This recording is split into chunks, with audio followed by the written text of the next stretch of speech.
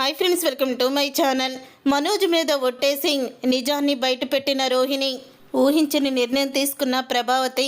అసలు ఇదంతా ఎలా జరగబోతుందనేది ఈ వీడియోలో తెలుసుకుందాం. రోహిణి కోటీశ్వరరాలు కాదన్న నిజం బయటపడాలని అనుకునే వాళ్ళు వీడియోని తప్పకుండా లైక్ చేయండి.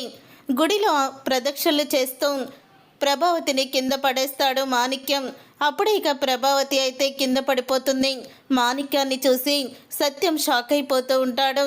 ఇక అందరూ కూడా మాణిక్యాన్ని ప్రశ్నల మీద ప్రశ్నలు వేసి అసలు ఇక్కడికి ఎందుకు వచ్చారు, ఈ గుళ్ళో ఎందుకు ఉన్నారు అని అడుగుతూ ఉంటారు. ఇక మాణిక్యం ఏమి సమాధానం చెప్పకుండా మౌనంగా ఉండిపోతాడు. అప్పుడే ప్రభావతి రోహిణికి ఫోన్ చేసి మలేషియా నుంచి మీ మావయ్య ఈ గుడికి వచ్చాడు, తొందరగా రా అని అంటూ ఉంటుంది. ఇక ఆ మాట విని రోహిణి షాక్ అయిపోతూ ఏంటత్తయ్య మీరు చెప్పేది, మా మావయ్య రావడం ఏంటి అని అడుగుతూ ఉంటుంది. అవును, మీ మావయ్య వచ్చాడు, తొందరగా రా అని అంటూ ఉంటుంది ప్రభావతి. అప్పుడే ఇక బాలు అయితే ఏంటి తను మనం ఏ ప్రశ్న అడిగినా ఏమీ సమాధానం చెప్పకుండా అలా మౌనంగా ఉన్నాడు అని అంటూ ఉంటాడు బాలు. అప్పుడే ఇక మాణిక్యం మనసులో అనుకుంటూ ఉంటాడు, ఇప్పుడు వీళ్ళు అడిగే ప్రశ్నలకి నువ్వు జవాబు చెప్పాలంటే నిజం చెప్పాలి. అప్పుడు రోహిణి నాటకం ఆడుతుందని వీళ్ళందరికీ కూడా తెలిసిపోతుంది. ఈరోజేమో నేను అబద్ధం చెప్పను, నిజమే మాట్లాడతాను. ఇప్పుడు ఏం చేయాలో కూడా అర్థం కావడం లేదు. నిజం చెప్తే రోహిణి బండారం బయటపడిపోతుంది. ఇప్పుడు మాట్లాడకపోతేనైనా సరే వీళ్ళకి అనుమానం వస్తుంది అని అనుకుంటూ ఉంటాడు మాణిక్యం అయితే. అప్పుడు ఇక బాలు హారతి పళ్ళాన్ని తీసుకువచ్చి ఈ హారతిని ఆర్పి నిజాన్ని బయటపెట్టు. నువ్వు అసలు మలేషియా నుంచి వచ్చినవాడు కాదు కదా, నువ్వు పార్లలమ్మ మావయ్యవే కాదు, నువ్వు మటన్ కొట్టుకునేవాడివి, నిజమా కాదా అని అడుగుతూ ఉంటాడు బాలు. అప్పుడే ఇక మాణిక్యం ఇక ఏమి మాట్లాడలేక మౌనంగా ఉంటాడు. మేము ఇంతమంది ఇన్ని ప్రశ్నలు వేస్తూ ఉంటే ఒక్క ప్రశ్నకి కూడా ఎందుకు నువ్వు జవాబు చెప్పడం లేదు అని అడుగుతూ ఉంటే మా మావయ్య మౌనవ్రతం చేస్తున్నాడత్తయ్య అని అంటూ అక్కడికి వస్తుంది రోహిణి. అది విని అప్పుడు ఇక బాలు అయితే మీ మావయ్య మౌనవ్రతం చేస్తూ ఈ గుడికే వస్తాడని నీకు ముందే చెప్పాడా అని అడుగుతూ ఉంటాడు బాలు. చెప్పాడు అని అంటూ ఉంటుంది రోహిణి. అవునా, మరి మాకు ఈ విషయం ఎందుకు చెప్పలేదు రోహిణి అని అడుగుతూ ఉంటుంది ప్రభావతి. మీకు సర్ప్రైజ్ ఇద్దామని చెప్పలేదు అత్తయ్య అని అంటూ ఉంటుంది రోహిణి. అప్పుడు ఇక బాలు అయితే ఓహో సర్ప్రైజ్ ఇద్దామని చెప్పలేదన్నమాట. మరి ఇతనెందుకు ఏదో దొంగ దొరికిపోయినట్టు అలా అడావుడు పడిపోతున్నాడు, సర్ప్రైజ్ ఇచ్చినట్టు ఏమీ కనిపించడం లేదే అని అంటూ ఉంటాడు. ఇంతలో ఇక రోహిణి అయితే చూడండి అత్తయ్య, మా మావయ్యని ఎందుకు అలా అవమానిస్తున్నారు, ఈరోజు మా అత్తయ్య చనిపోయిన రోజు, అందుకనే మౌనవ్రతం పాటిస్తాడు మా మావయ్య అని అంటూ ఉంటుంది రోహిణి. మీ అత్తయ్య చనిపోయిన రోజా? అదేంటి, ఆ రోజు మనం ఊరికి వెళ్ళినప్పుడు మీ మావయ్య వచ్చినప్పుడు మా అత్తయ్య మా మావయ్య మీద బెంగ పెట్టుకుంది, అందుకని తొందరగా వచ్చామని చెప్పింది అని చెప్పావు. మరి ఈరోజేంటి మీ అత్తయ్య చనిపోయిందని అంటున్నావు అని అంటూ ఉంటుంది ప్రభావతి. అవును కదా, అసలు ఈ పార్లమ్మ మాటలు అంతూ పంతూ లేక అస్సలు కూడా లేదు అని అంటూ ఉంటాడు బాలు అయితే. అప్పుడే ఇక ఏంటత్తయ్య నన్నే అనుమానిస్తున్నారా అని అడుగుతూ ఉంటే అవును నిన్నే అనుమానిస్తున్నాము అని బాలు అంటాడు. ఇంతలో సత్యమైతే చూడమ్మా రోహిణి, నువ్వు మాట్లాడే మాటలకి ఇతను చూసే చూపులకి చేష్టలకి అసలు కూడా సంబంధం ఉండడం లేదు.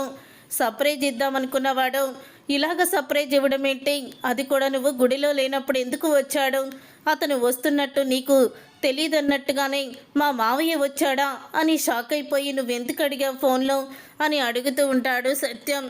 అప్పుడే ఇంకా మనోజ్ అయితే చెప్పు రోహిణి ఏంటిదంతా అని అడుగుతూ ఉంటే ఇంతలో మాణిక్యానికి అప్పు ఇచ్చిన అతనైతే మళ్ళీ వస్తాడు. మాణిక్యం, నువ్వు నా డబ్బులన్నీ కూడా తర్వాత ఇచ్చేస్తావు కదా, నువ్వు చీటీ పాట పాడి నెల రోజుల్లో మొత్తం తిరిగి ఇచ్చేస్తావు కదా, నీ మీద నమ్మకంతో నేను ఇప్పుడు బంగారం కొనుక్కోవాలనుకుంటున్నాను, అందుకని వేరే చోట డబ్బులు తీసుకుంటాను, నెల రోజుల్లో ఇస్తానని చెప్తాను, నువ్వు మాట తప్పకూడదు, అయినా ఈరోజు నువ్వు అబద్ధాలు చెప్పనని చెప్పావు కదా, సరే మాణిక్యం వెళ్ళొస్తాను అని అతను వెళ్ళిపోతూ ఉంటే, ఆగవయ్యా, ఇతను నీకు ముందే తెలుసా అని అంటూ ఉంటే, నాకెందుకు తెలీదు, ఇతనికి నేను డబ్బులు అప్పిచ్చాను కదా అని అంటూ ఉంటాడు ఆ కొత్త వ్యక్తి. అయితే అప్పుడే ఆ మాట విని ఒక్కసారే బాలు అయితే, ఇతను నీకు అప్పిచ్చాడా అంటే నువ్వు మలేషియాలో అంత పెద్ద బిజినెస్ చేస్తూ సాదాసీదారమైన ఈ ఇతని దగ్గర నువ్వు డబ్బులు అప్పు తీసుకోవడం ఏంటి అని మాణిక్యాన్ని ప్రశ్నిస్తూ ఉంటే, ఏంటత్తయ్య ఇదంతా, అసలు ఎవరు నువ్వు మా మావయ్యకి అప్పు ఇవ్వడం ఏంటి, నువ్వెవరో కూడా తెలీదు, పో ఇక్కడి నుంచి అని రోహిణి అంటూ ఉంటే, ఏంటి మాణిక్యం, ఈరోజు మా తాత చచ్చిపోయిన రోజు నేను అబద్ధం చెప్పనని ఈ అమ్మాయి ఏంటి నీ గురించి ఇలా చెప్తుంది, ఇలాగే చెప్తే మాత్రం నేను మళ్ళీ నీ కొట్టు దగ్గరికి వచ్చి గొడవ చేయాల్సి వస్తుంది, మళ్ళీ కస్టమర్లు నా గురించి తప్పుగా అనుకుంటున్నారని నువ్వు అనొద్దు అని అంటూ ఉంటాడు. ఏంటి ఇతనికి మటన్ కొట్టుందా అని అనగానే, అవును, ఇతను బస్తీలో మటన్ కొడతాడు, ఇతని పేరే మటన్ కొట్టు మాణిక్యం అని అతను అనేసి వెళ్ళిపోతాడు. అప్పుడు ఇక బాలు అయితే, అమ్మ ఇది గట్టిగా తేల్చాల్సిన విషయమే, రే మనోజ్ ఏంట్రా ఇంత జరుగుతున్నా నువ్వు మౌనంగా ఉన్నావో, నీ మీద ఒట్టేసి నీ భార్యని నిజం చెప్పమని అడుగు అని అంటూ ఉంటాడు బాలు. అయితే అప్పుడే ఇంకా, ఏంటి మనోజ్, మీ తమ్ముడు నా గురించి అలా తప్పుగా మాట్లాడుతూ ఉంటే నువ్వేమీ మాట్లాడకుండా అలా మౌనంగా ఉంటావేంటి, నేనేదో అబద్ధం చెప్తున్నట్టు అలా మాట్లాడుతున్నారేంటి అని అడుగుతూ ఉంటుంది రోహిణి. అప్పుడే ఇక ప్రభావతి అయితే రోహిణిని తీసుకువచ్చి మనోజ్ తల మీద తన చెయ్యి పెట్టించి, ఇప్పుడు నిజం చెప్పు, ఇతను నీకేమవుతాడో, ఇతను నిజంగానే నీకు మేనమావేనా, నువ్వు కోటీశ్వరాలువేనా చెప్పు అని అడుగుతూ ఉంటుంది. ఇక మనోజ్ మీద ఒట్టేసి అబద్ధం చెప్పలేని రోహిణి బాగా ఇరుక్కుపోతుంది.